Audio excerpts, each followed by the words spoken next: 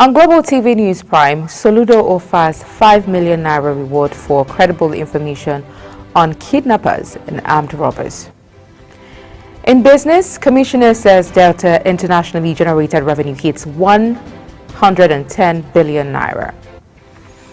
On the foreign scene, Brazil announces Nigeria's admission as BRICS partner country. In sports, Super Eagles star Kenneth Omeruo rules out Nigeria Premier Football League return.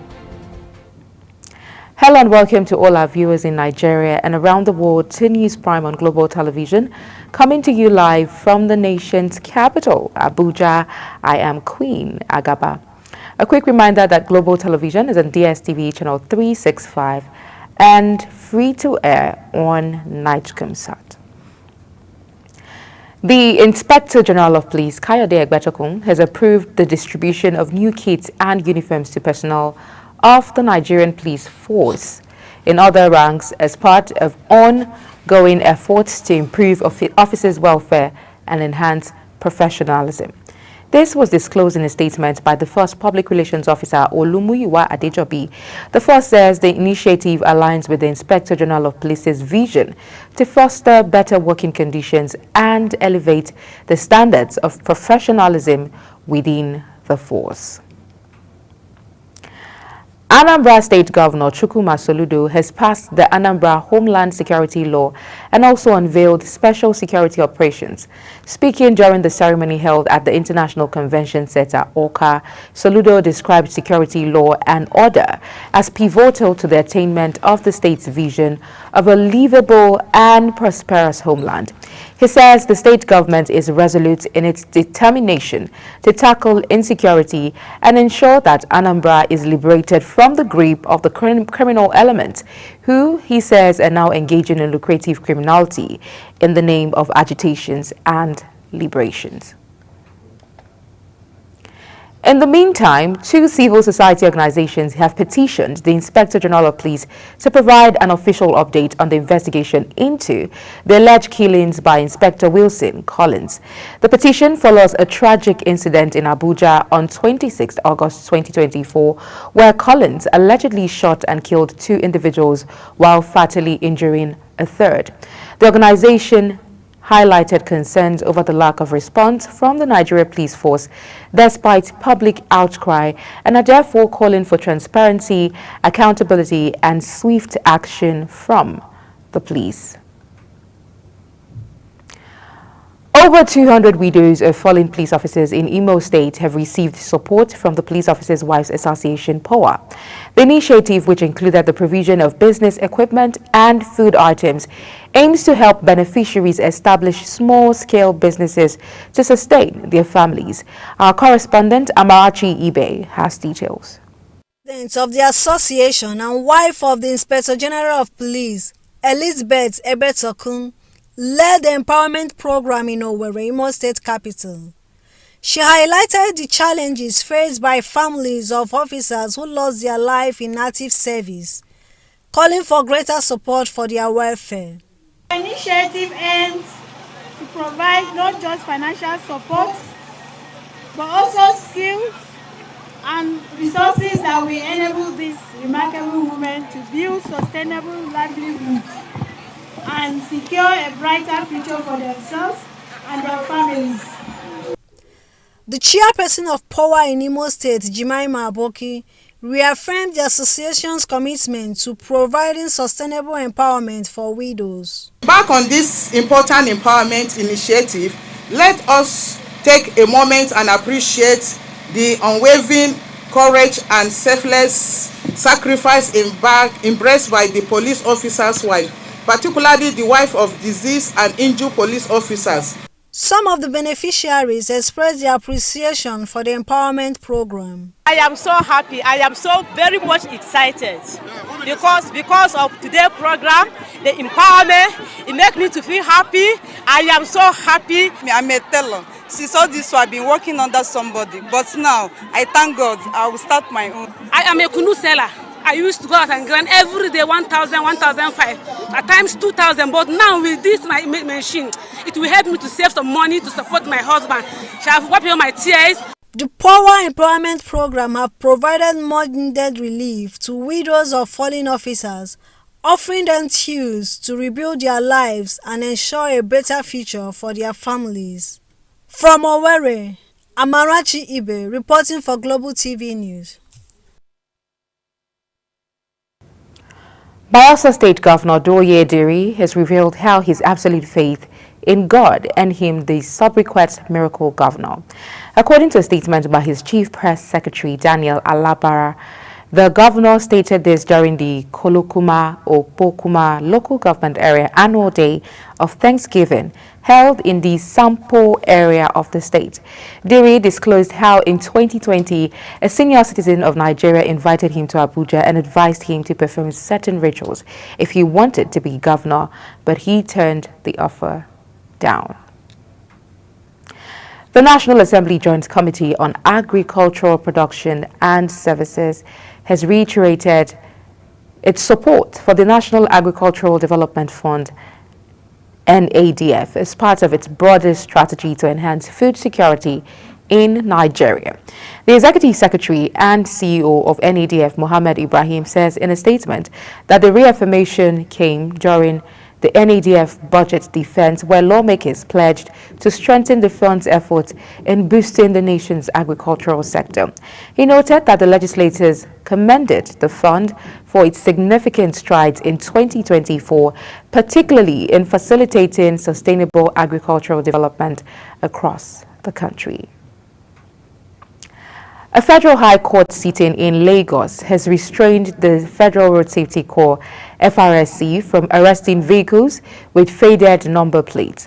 Justice Akintayo Aluko made the order and also restricted the FRSC from imposing any fine or punishment on any driver for driving with faded vehicle plate number.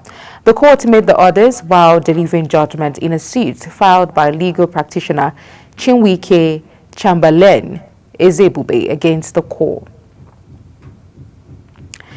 The Nigerian Immigration Service has issued an alert on the emergence of a new sect, ACHAD Life Mission International, which it says is neither linked to Islam nor Christianity, but preaches restoration of African tradition.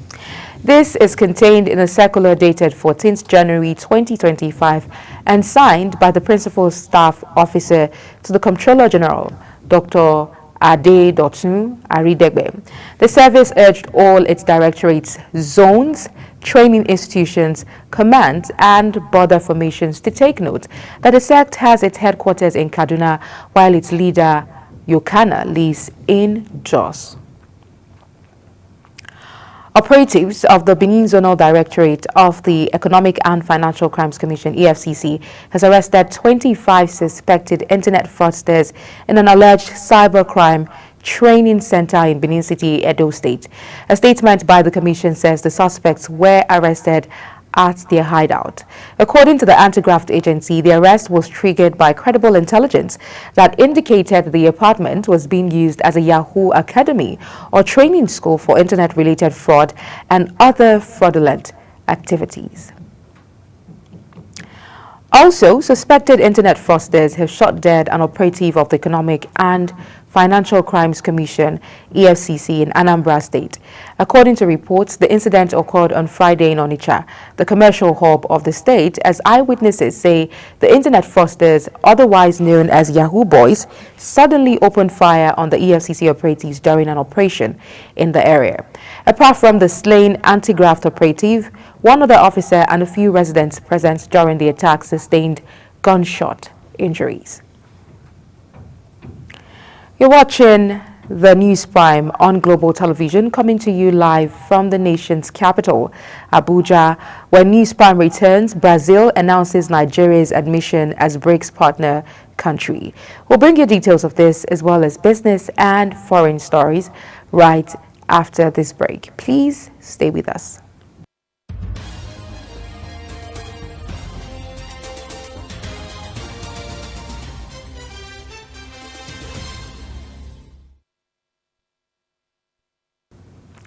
Many thanks for staying with us. If you've just joined us, this is Global Television bringing you live broadcast of the News Prime. Brazil has formally announced Nigeria's admission as a partner country in the BRICS alliance. The Brazilian Foreign Ministry made the announcement in a statement, making Nigeria BRICS' 9th partner country, joining Belarus, Bolivia, Cuba, Kazakhstan, Malaysia, Thailand, Uganda, and Uzbekistan. The statement says the Brazilian government welcomes the Nigerian government's decision. In business, the Federation account revenue has been shared to the federal government, states, and local government councils. This is according to a statement by the Director of Press and Public Relations Office of the Accountant General of the Federation, Bawa Mokwa, stating that the revenue was shared at the January Federation Account Allocation Committee meeting in Abuja. The communique indicated that total gross revenue of 2.310 trillion naira was available in December 2024, adding that total deduction for cost of collection was 84.780 billion naira, while total transfers, interventions, and refunds were 801.175 billion naira. The National Pension Commission, PENCOM, has mandated the provision of bank verification numbers BVN for all retirement savings account registrations and data recapture processes. This directive, signed on January 9, 2025, will come into effect on February 1, 2025. In a circular addressed to all licensed pension fund administrators and signed by PENCOM's head of the Surveillance Department, A.M. Salim, the Commission directed that BVN must be mandated for processing new RSA registrations and recapturing data of existing RSA holders. Nigeria targets an export market of up to $79 billion through the expansion of her export capacity with the African Continental Free Trade Area Framework. Minister of Industry, Trade and Investments, Dr. Jumoke Oduwole, says this at a high-level roundtable on the country's implementation of the AFCFTA protocols in Abuja, featuring AFCFTA Secretary General Wamkele Mene. Oduwole praised Nigeria's participation in the development of AFCFTA and leadership in the implementation of the trade agreement. Delta State's internally generated revenue has witnessed remarkable growth under the administration of Governor Sheriff Oberiwori, reaching over 110 billion naira annually. The Commissioner for Works, Rural Roads and Public Information, Charles Anyagu, says the commissioner disclosed this during an interview. He addressed concerns about a purported decline in IGR due to a drop in percentages, noting that the perceived decrease was a result of the expansion of the state's budget. Anyagu, under the previous administration, says it rose to 70 billion naira from 40 billion naira. On the foreign scene, the Israeli government ratified the ceasefire agreement early on Saturday morning after meeting for more than 6 hours. Qatar's foreign ministry spokesperson announced in a post on X that the ceasefire in Gaza between Israel and Hamas will take effect at 8:30 a.m. on Sunday. Earlier, Israel's Prime Minister Benjamin Netanyahu's office said in a brief statement that the Israeli government ratified the agreement, adding that the deal was approved after more than 460 days of war in which Israeli forces have killed more than 46,788 Palestinians and wounded 110,453. The ceasefire will therefore see the release of 33 captives held in Gaza over the next 6 weeks in exchange for hundreds of Palestinians imprisoned by Israel. Impeached South Korean President Yoon Suk-yeol arrived at court for the first time to attend a hearing that will decide whether to extend his detention as investigators probe his failed martial law bid. Yoon, who has claimed his arrest as illegal, threw the nation into chaos on December 3rd when he attempted to suspend civilian rule, citing the need to combat threats from anti-state elements. South Korean courts will weigh whether to extend the detention of impeached President Yoon Suk-yeol after investigators arrested him.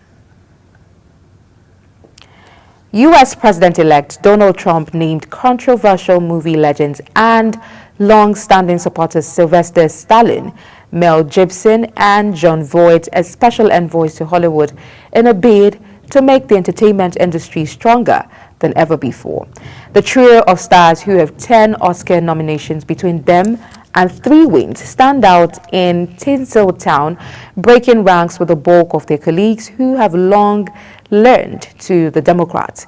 But all 3 are as famous for their personal lives as their politics, and 2, like Trump, have been in very serious scrapes with law enforcement.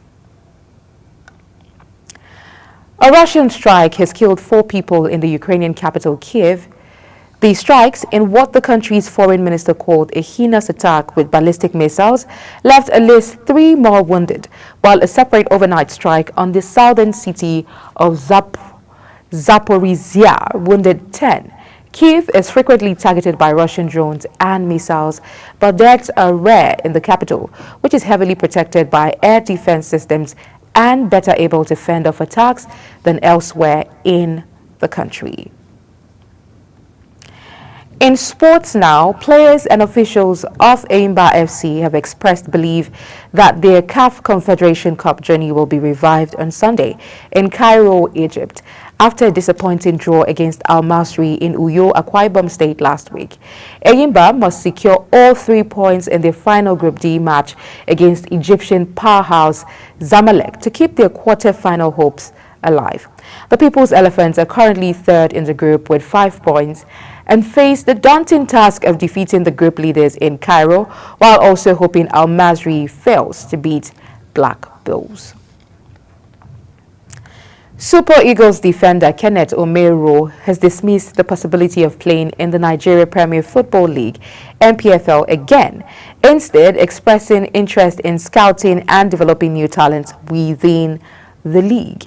The former Chelsea player shared his decision during a live X-Space session co-hosted with fellow Nigerian internationals Wilfred Ndidi and Asisat Oshoala,